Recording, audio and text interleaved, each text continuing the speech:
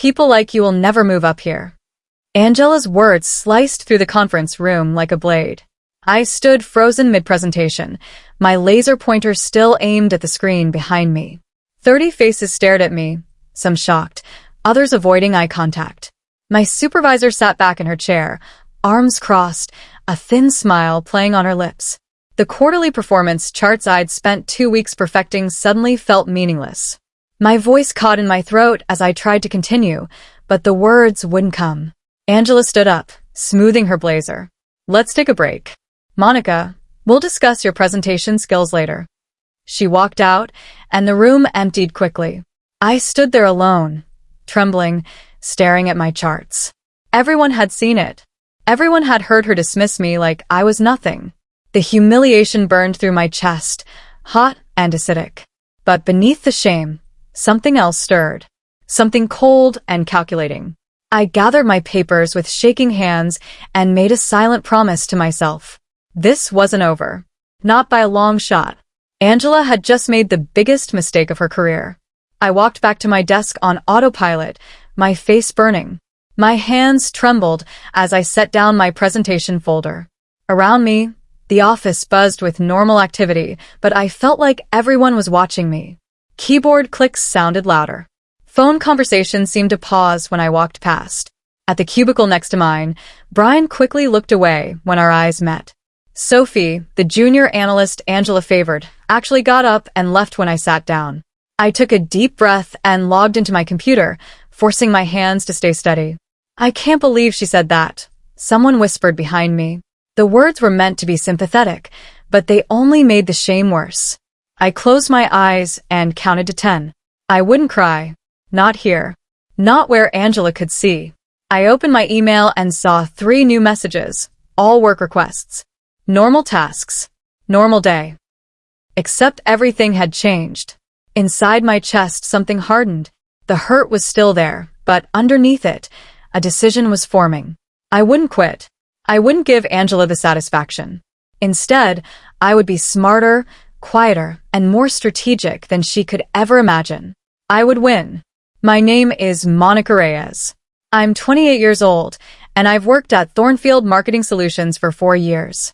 I started as a junior account coordinator and worked my way up to senior strategist. Or at least that's what my business cards say. The reality is different. Angela Cortez has been my supervisor for 2 years, and in that time, she's made sure I stayed invisible. Every successful campaign I've created, Angela presented as her own work. Every client I've brought in, Angela took credit for. Every innovative strategy I've developed, Angela claimed she mentored me through. The pattern was so consistent that I started to believe maybe I wasn't as good as I thought. Maybe Angela really was the brilliant mind behind everything. But deep down, I knew the truth. I was the one doing the real work. Angela was just the one taking the bows. The office politics were brutal. Angela had her favorites, people like Sophie who she groomed and promoted quickly. Then there were the rest of us, the workhorses who made Angela look good while she climbed the corporate ladder on our backs. I'd accepted it for so long. But after today, after that public humiliation, something inside me snapped. I was done being invisible. The next morning, Angela called me into her office. She sat behind her glass desk, typing on her phone, making me wait. When she finally looked up, her smile didn't reach her eyes. Monica, I've decided to reassign some of your responsibilities. You'll be handling data entry for the Harrison account and organizing the supply closet inventory. Data entry. Supply closet. Tasks an intern could do. I understand, I said calmly. Good. I need people who understand their limitations. She turned back to her computer, dismissing me. I walked out, my face neutral, but my mind was racing. Angela was trying to break me. She wanted me to quit or lash out, so she could justify getting rid of me. I returned to my desk and opened a new folder on my computer. I titled it Documentation. Then I started going through my emails, organizing every project I'd worked on, every campaign I'd created, every success Angela had stolen. I saved screenshots. I noted dates and times. If Angela wanted to play games, I would learn the rules better than she ever had. But I would play a different game entirely. one she wouldn't see coming until it was too late. 3 days later, Angela stole my credit again. I'd spent 2 weeks developing a social media campaign for our biggest client, Riverside Industries. The campaign was innovative, data-driven, and positioned to increase their engagement by 40%. I'd sent Angela the complete strategy on Friday for her review. Monday morning, I walked into a meeting where Angela presented my entire campaign to the executive team. She stood at the front of the boardroom, clicking through my slides, explaining my strategy, answering questions about my research. I sat in the back, watching her take ownership of 2 weeks of my sleepless nights. This is exactly the kind of forward-thinking strategy we need, the VP of Operations said, nodding approvingly at Angela. Well done. Angela beamed. Thank you. I believe in pushing creative boundaries. She didn't even glance at me. After the meeting, she passed my desk and dropped a folder. Monica, proofread this for me. Check for typos. You'll regret underestimating me, I whispered to my empty apartment. It wasn't anger anymore. It was intent. I returned to work the next morning with a new mindset. No more emotional reactions. No more showing frustration. I would become exactly what Angela wanted to see. Quiet, compliant, and forgettable. But underneath that surface, I would be watching everything. I started arriving 15 minutes early and leaving 15 minutes late. I completed every menial task Angela assigned with perfect accuracy. I smiled politely when she criticized my work. I thanked her for her feedback, even when it was clearly designed to belittle me. But I also started documenting everything. Every email where I sent Angela a strategy that she later claimed as her own. Every meeting where she presented my ideas without credit. Every conversation where she diminished my contributions in front of others. I organized it all chronologically, backed up on 3 different drives. My coworkers noticed the change in me. You okay? Brian asked one afternoon. You've been really quiet lately. Just focusing on work, I replied with a calm smile. I was quieter, sharper, more observant. And Angela had no idea what I was planning. She thought she'd broken me. She thought I'd accepted my place. She was wrong. Instead of complaining or gossiping during lunch breaks, I started studying the company structure. I reviewed the organizational chart, learning who reported to whom and who held real decision-making power. The CEO, Marcus Brennan, rarely came to our floor. But his VP of Operations, Victoria Hayes, did. She was the one who approved promotions and budgets. I started attending the optional Friday leadership workshops that Angela always skipped. They were boring presentations about company values and strategic planning, but they gave me face time with upper management. Victoria noticed me after the 3rd session. You're from the marketing department, right? Angela's team? Yes, ma'am. Monica Reyes. You ask good questions during these sessions. Very thoughtful. Thank you.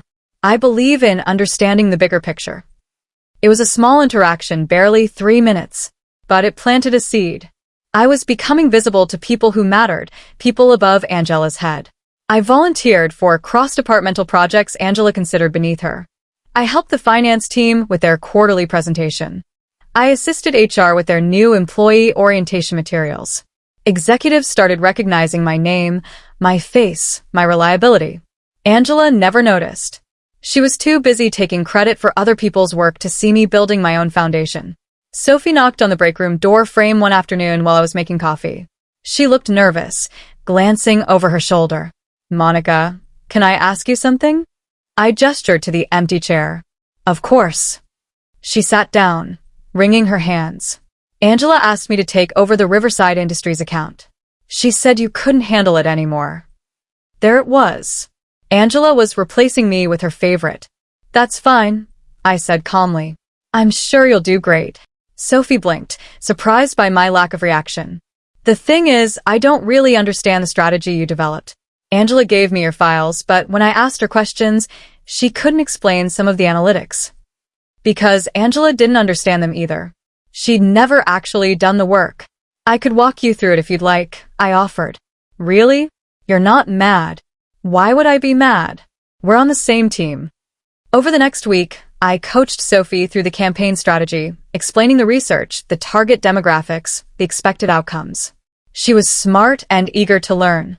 And as she began to shine on the project, management noticed both of us. Angela saw our collaboration and assumed I was being a good team player, staying in my lane. She had no idea I was building an ally while highlighting her own lack of understanding. I became invisible in the best possible way. I was everywhere, but Angela never saw me as a threat. I attended every meeting, took meticulous notes, and filed everything away in my growing documentation folder. I labeled it Angela, Audit, and organized it by date, project, and type of misconduct. Angela's ego grew unchecked. She started coming in late, leaving early, and taking long lunches while the rest of us handled client emergencies. She bragged openly about her strategies, never mentioning our team's contributions. She made promises to clients that we had to scramble to fulfill. I watched her patterns emerge. She was careless with details, forgot meetings, and relied entirely on our team to cover her mistakes. One afternoon, she left her email open on the conference room computer. I happened to be alone cleaning up after a meeting. There, in her sent folder, was an email to Marcus Brennan claiming sole responsibility for a campaign that 5 of us had built together. I took a photo with my phone. Then I closed her email and left the room. The evidence was piling up. The case was building. I just needed patience. Angela was digging her own grave. I was just documenting the depth. 2 weeks later, Angela held a team meeting to discuss quarterly projections. She spent the first 10 minutes complaining about our lack of initiative and mediocre performance. Then she turned to me. "Monica, your recent work has been sloppy. Maybe if you focus more on quality instead of trying to network with upper management, you'd actually contribute something valuable." The room went silent. She'd said it to humiliate me again, to remind everyone of their place. But this time I didn't flinch. I met her eyes calmly and said, "I appreciate your feedback, Angela. I'll make sure to align my work more closely with your expectations. Could you specify which recent projects you found sloppy so I can review them?" My tone was professional, neutral, not defensive, not angry, just calmly asking for clarification. Angela's jaw tightened. She hadn't expected me to respond with such composure. "Just all of it. Be better." "I'll do my best. Thank you for the guidance." I turned back to my notes, dismissing the confrontation. Around the table, I saw subtle shifts in expressions. Angela had come across as petty and vague. I'd come across as professional and willing to improve. The power dynamic had shifted, and Angela felt it. For the first time, my calm unnerved her more than any outburst could have. The break came during an after-work happy hour that Angela organized for her favorites. I wasn't invited, which was expected. But Brian was, and he was uncomfortable with Angela's increasingly obvious bias. He recorded part of the evening on his phone, originally just wanting memories of a fun night. What he captured instead was Angela, 3 drinks in, bragging to Sophie and 2 other analysts about how easy it was to make me do all the grunt work while taking credit for the wins. "Monica thinks she's so smart," Angela laughed, her words slightly slurred.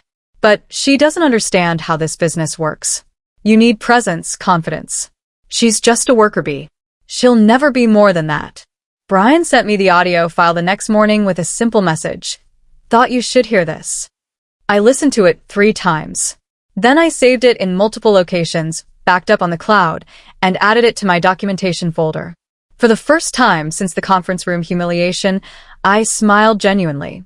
Angela had just handed me proof of her contempt, her pattern of taking credit, and her lack of professional integrity. The recording wasn't just evidence. It was ammunition. I was no longer just documenting. I was building a case. I started a new strategy, making my work visible while keeping Angela comfortable. When I completed a project, I would send it to Angela for approval but copy relevant team members and occasionally Victoria Hayes for transparency and alignment with departmental goals. The emails were professional and helpful, never undermining Angela's authority. But they created a paper trail showing my contributions. When Sophie struggled with a client presentation, I stayed late to help her refine it. The next day, she mentioned my assistance to Victoria during a chance elevator conversation. Monica stayed until 9 helping me understand the analytics. She's really good at breaking down complex data. Victoria filed that information away. When the finance team needed help with a marketing-related budget question, I answered their email thoroughly, copying Angela to keep you in the loop. The CFO replied to all, thanking me specifically for the clarity. Angela's smile grew tighter each time my name came up in executive conversations. She started interrupting me in meetings, talking over my suggestions, reassigning my projects. But it backfired. The more she tried to diminish me, the more obvious her insecurity became. Meanwhile, my reputation was growing independently of her. I was building credibility brick by brick while Angela frantically tried to maintain control of a narrative that was slipping away. The turning point came during the Riverside Industries quarterly review. Angela was supposed to present the campaign results, the campaign I'd created and Sophie had executed. 2 days before the presentation, I sent Angela a detailed report with all the metrics, analytics, and performance data. She glanced at it and said, "Fine, whatever."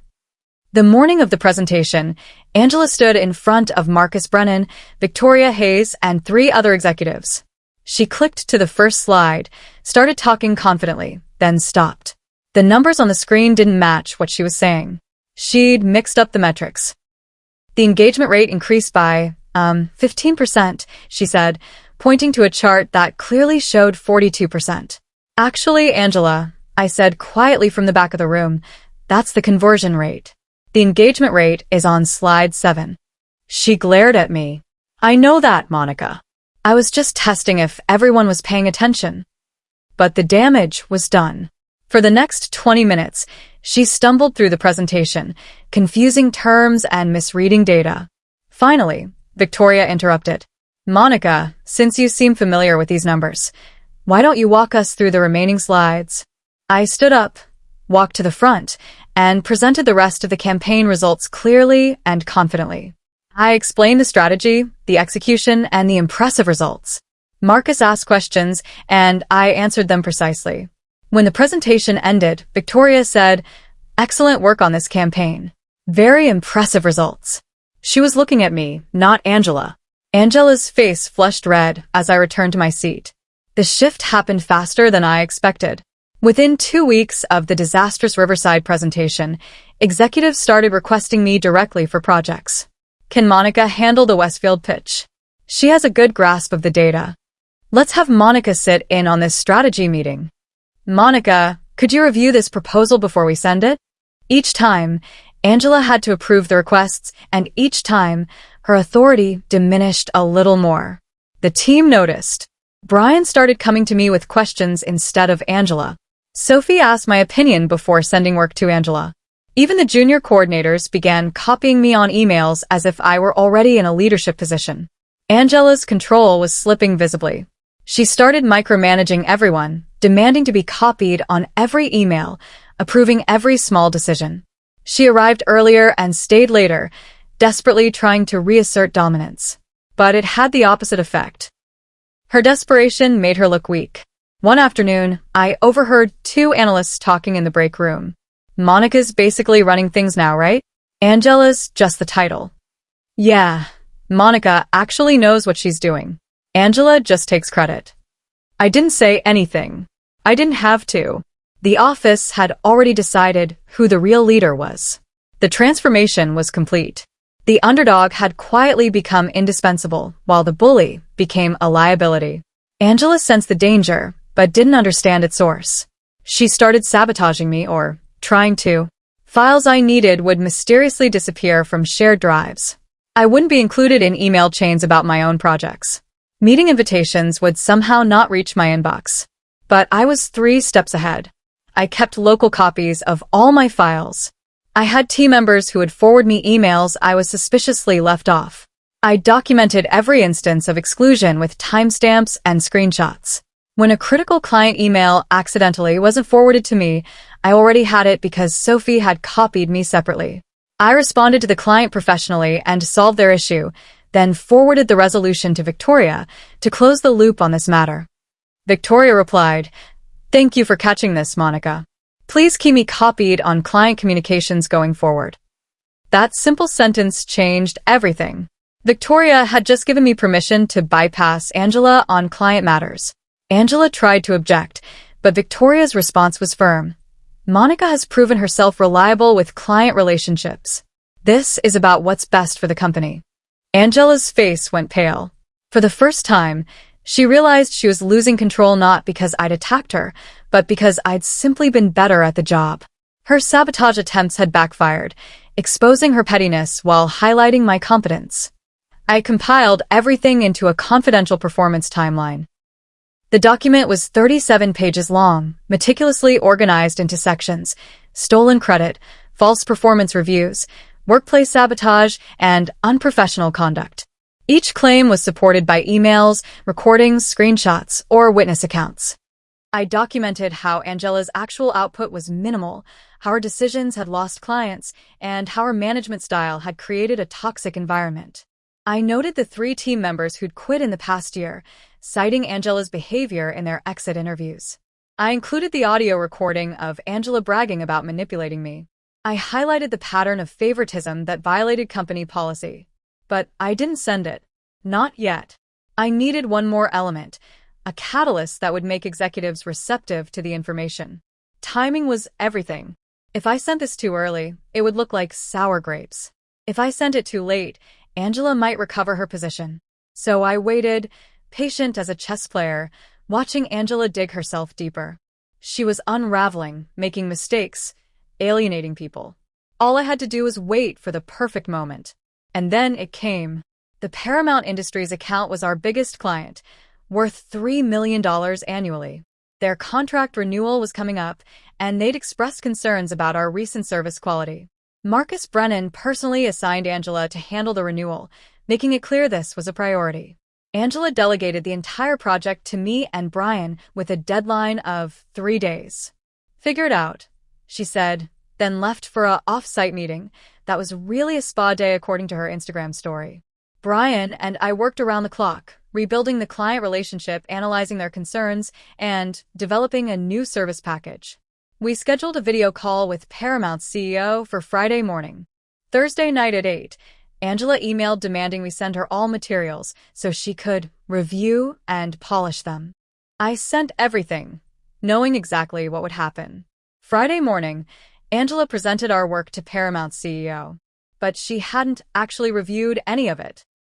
When the CEO asked a specific question about pricing structure, Angela gave completely wrong information that would have cost us money and violated our internal policies. "Actually," I interrupted from off camera, "I believe there's been a misunderstanding. May I clarify?" The CEO agreed. I came on camera, corrected Angela's error, and explained the actual pricing structure clearly. I then walked through the rest of the presentation, answering questions accurately and saving the account. After the call, the CEO sent an email to Marcus. "Your team member Monica handled this brilliantly. She saved this contract." That afternoon, Marcus Brennan came to our floor personally. He walked directly past Angela's office to my desk. "Monica, could you come with me, please?" I followed him to the executive conference room, where Victoria was waiting. My heart pounded, but I kept my face calm. "Sit down," Marcus said, his expression unreadable. "We need to talk." "The Paramount situation this morning could have been a disaster," Victoria began. "I understand. I apologize if I overstepped by interrupting Angela's presentation." Marcus shook his head. "You didn't overstep. You saved a $3 million account. What concerns me is why you were off camera in the first place. This was your work, wasn't it?" I chose my words carefully. "I contributed to the proposal, yes. Angela told us she developed the entire strategy. But the CEO specifically mentioned your name and said you clearly understood every detail. Angela couldn't answer basic questions about her own proposal." Victoria leaned forward. "Monica, we need honesty. What's really going on in that department?" This was it. The moment I'd been waiting for. I took a deep breath. "May I show you something?" I pulled up my documentation folder on the conference room computer and walked them through everything. Every stolen project. Every false claim. Every act of sabotage. The evidence was overwhelming and irrefutable. Marcus and Victoria sat in silence, watching months of misconduct unfold before them. When I finished, Marcus looked grim. "Why didn't you report this sooner?" I needed to be certain, and I needed proof that couldn't be dismissed. Victoria nodded slowly. You've certainly provided that. Give us some time to review everything you've shown us. Over the weekend, Angela's behavior spiraled. She sent angry emails at all hours, demanding updates on projects, criticizing minor details, contradicting her own previous instructions. Monday morning, she called an emergency team meeting. Some people have been going behind my back to undermine my authority, she announced, staring directly at me. This kind of insubordination won't be tolerated. If you have concerns, you bring them to me, not to other departments. Her voice was shrill, her hands trembling. Monica, your behavior lately has been completely unacceptable. You've been questioning my decisions, interfering with my presentations, and trying to make me look bad. I sat calmly, saying nothing. Do you have anything to say for yourself? Angela demanded. No, Angela. I don't. My calm seemed to infuriate her more. She stood up abruptly. This meeting is over. Get back to work. As we filed out, Brian whispered. She's losing it.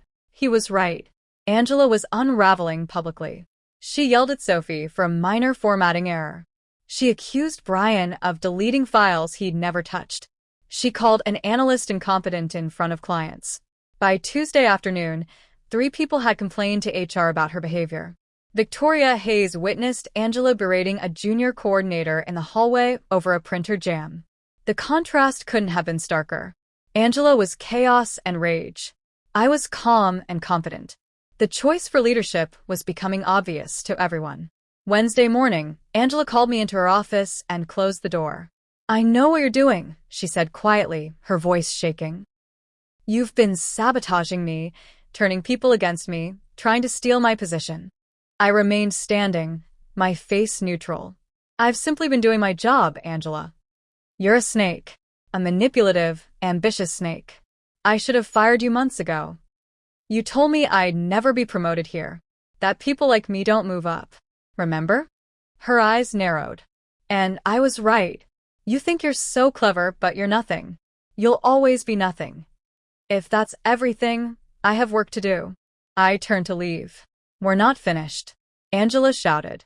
I'm filing a formal complaint against you for insubordination and creating a hostile work environment. Let's see how clever you are when HR investigates you. I paused at the door. I think that's an excellent idea, Angela.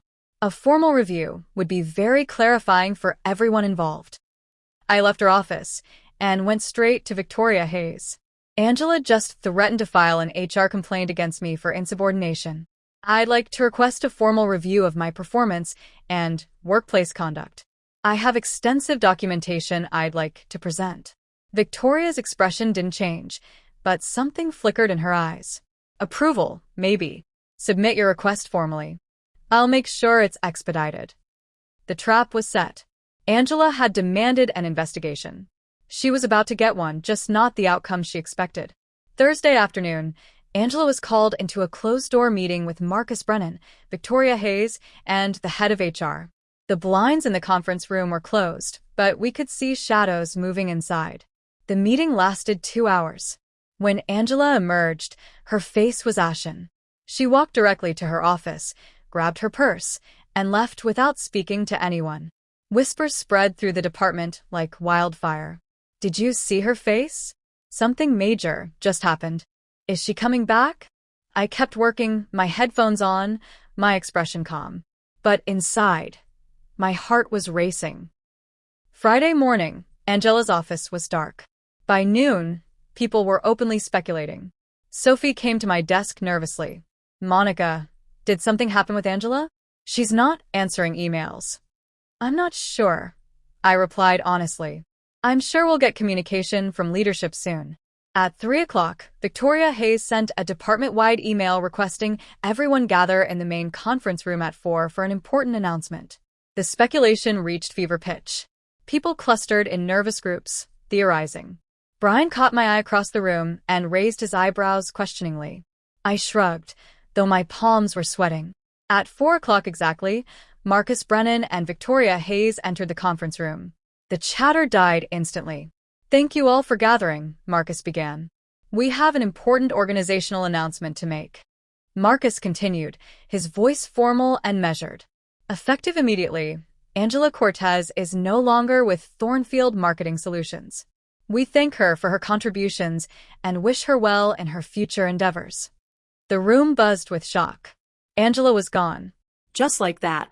"We've been reviewing the marketing department's performance and structure," Victoria added. "We've identified significant gaps in leadership and project management that need immediate attention." She paused, scanning the room. "Excellence should be recognized and rewarded. We need leaders who demonstrate integrity, strategic thinking, and genuine commitment to both clients and team members." My heart pounded so loudly, I was sure everyone could hear it. After careful consideration and review of performance metrics, we're proud to announce that Monica Reyes has been promoted to Director of Marketing Operations, effective immediately. The room erupted. Some people gasped. Others started clapping. Sophie's mouth fell open. Brian whooped loudly before covering it with a cough. I sat frozen, trying to process what I'd just heard. Director. The position Angela had held. The position she'd told me I'd never deserve. "Monica, could you come up here, please?" Victoria asked. I stood on shaking legs and walked to the front of the room. Marcus shook my hand firmly. "Congratulations. Your performance over the past months has been exceptional. You've demonstrated exactly the kind of leadership this department needs."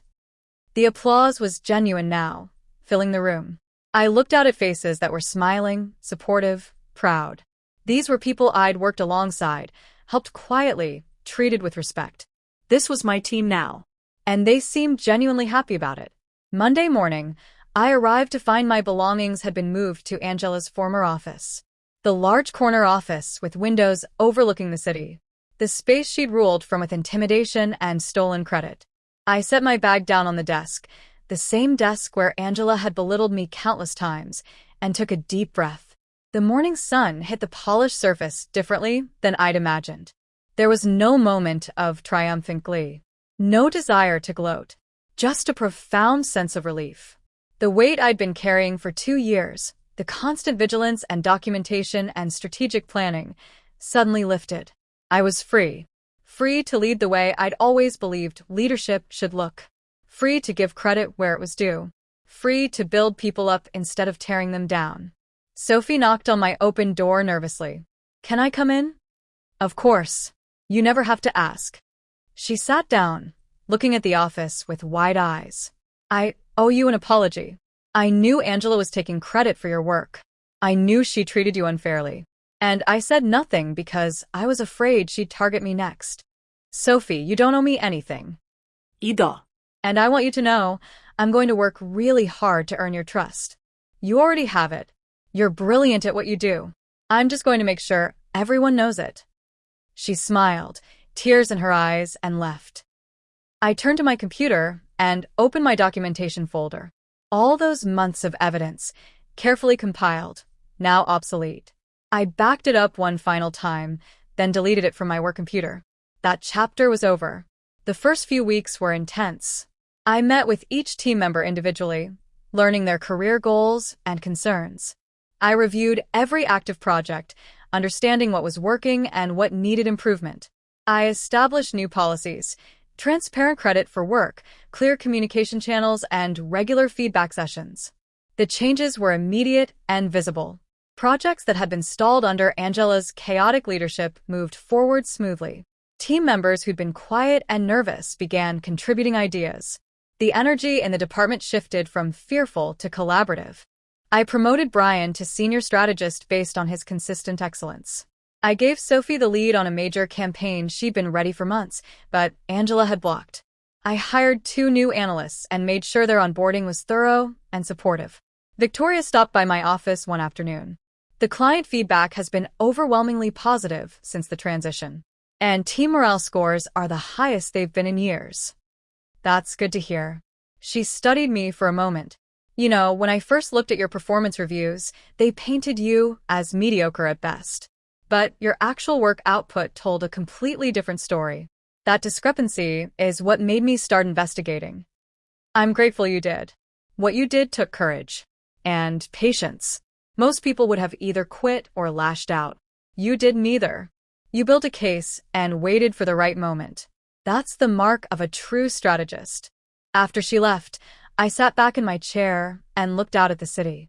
6 weeks ago, I'd been standing in a conference room being publicly humiliated. Today, I was leading the department, not through manipulation or intimidation, through competence, integrity, and strategic patience. 3 months into my new role, I received a LinkedIn message from Angela. My first instinct was to delete it, but curiosity won. Monica, I won't apologize for anything. You clearly manipulated the situation to steal my position. But I underestimated you, and that was my mistake. Congratulations. I read it twice, then closed the message without responding. There was nothing to say. Angela still didn't understand. She thought I'd manipulated my way up, because that's how she'd always operated. She couldn't see that I'd simply been better at the job, that I'd built relationships while she'd burned bridges, that I'd earned respect while she'd demanded it. The best revenge wasn't anger or retaliation. It was excellence. It was rising so far above the pettiness that it became irrelevant. I thought back to that moment in the conference room when Angela said, "People like you will never move up here." She'd meant it as an insult. But she'd been wrong about what kind of person I was. I wasn't someone who stayed quiet out of weakness. I was someone who stayed strategic out of strength. I didn't fight Angela's way, because I didn't need to. I had something she never did: genuine skill, true integrity, and the patience to let truth reveal itself. 1 week after she told me I'd never be promoted, I was announced as her replacement. Not through luck or manipulation, but through being exactly what a leader should be. As I looked out at my team, collaborating and thriving, I realized something important. When someone underestimates you, thank them. They've just handed you your first advantage. And sometimes, the quietest victory is the most complete.